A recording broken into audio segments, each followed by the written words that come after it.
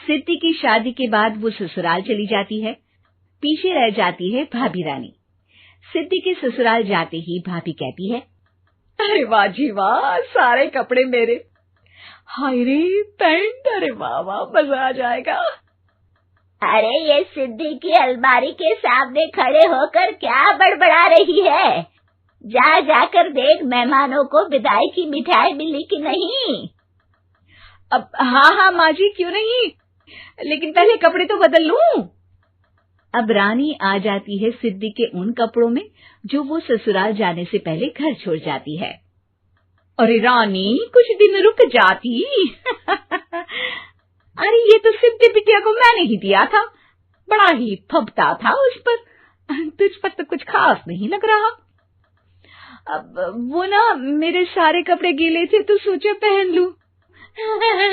वैसे भी सिद्धि को कौन सा भी पुराने आउटडेटेड कपड़ों को पहनना है। वैसे भी ये सूट तो मैंने तभी पहना था, वैसे खास है भी नहीं ये। हाँ ठीक है, लेकिन ना मेरी सिद्धि पर तो जमता था। सारे मेहमान चले जाते हैं और सिद्धि ससुराल से मायके पहली बार आती है। अपना घर, अपना कमरा, अपनी अलमारी। ये बोलकर जैसे ही सिद्धि अलमारी खोलती है तो सामने उसके कपड़ों की जगह कुछ और ही रखा होता है। माँ, जरा कमरे में तो आना। सास और रानी वहां पहुंच जाते हैं। रानी ने पहनी होती है सिद्धि की जींस और टी शर्ट। अरे भाभी, ये क्या? ये तो मेरी बड़ी ही महंगी टी शर्ट है, इसे आपने घर में क्यों पहनी है? अरे बहुत मिलती है दीदी ये चौक की मार्केट में, 150 में। ओ भाभी प्लीज, ये एरोपोस्टल है, 2000 की एक टी शर्ट। ओहो, 2000 में तो दीदी 4 साड़ी आ जाए। अब क्या बोलूं? भाभी, ये मेरी अलमारी में छोटू के कपड़े, तो मेरे कपड़े कहाँ हैं? मेरी अलमारी में? अब दीदी आपको कौन से पुराने कपड़े पहनने थे? माना भाभी, लेकिन मैं जब घर आती तो यही सब पहनती ना। अरे तुम तो बड़ी कंजूस हो दीदी। खैर, वक्त आता है जब सिद्धि ससुराल के लिए रवाना हो रही होती है। अरे रानी, अंदर से सिद्धि का गिफ्ट ले आ, लड़की पहली बार ससुराल से मायके आई है। रानी अंदर जाती है और एक सिंपल सी साड़ी लेकर बाहर आ जाती है। ये लीजिए माँ जी। सास बेटी को गिफ्ट देकर ससुराल भेजती है। अगले दिन रानी एक सुंदर सी साड़ी पहनकर सामने आती है। अरे रानी, ये तो वो साड़ी है जो मैंने सिद्धि को देने के लिए दी थी जब वो ससुराल ले जाती, लेकिन ये तूने कैसे पहन ली? अरे माँ जी, ये साड़ी तो मुझे बहुत पहले से ही पसंद थी, लेकिन चिंता ना करिए, मैंने सिद्धि के लिए भी अच्छी सी साड़ी दी है। हाँ। तभी सिद्धि का फोन आता है। क्या माँ, कुछ अच्छा तो दिया होता ससुराल ले जाने के लिए। अरे पहले दिखा दिया होता। ये चमकते हुए पैकेट में नौकरानी वाली साड़ी मत दिया करो माँ।